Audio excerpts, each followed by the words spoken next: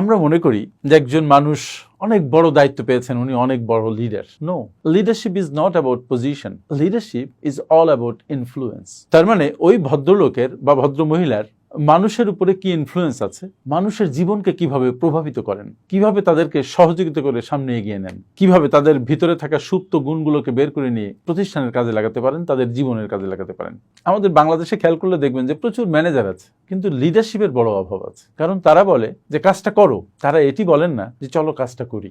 Leader হচ্ছে তারা যারা তার আশেপাশে যারা থাকে তাদেরকে নিয়ে একসাথে কাজ করে, তাদের গুণকে বের করে নিয়ে কাজে লাগাতে পারে, তাদের মধ্যে বিলঙ্গিংনেস তৈরি করতে পারে, তাদের মধ্যে থাকা সুপ্ত প্রতিভাকে সহজাতভাবে কাজে লাগাতে পারে। আর মনে রাখতে হবে, প্রভাবশালী যারা লিডার তারাই কিন্তু টিমকে সফল করে, প্রতিষ্ঠানকে উন্নত করে, নিজের জীবনের পাশাপাশি অন্যের জীবনেও আলো জ্বালে। Thank you.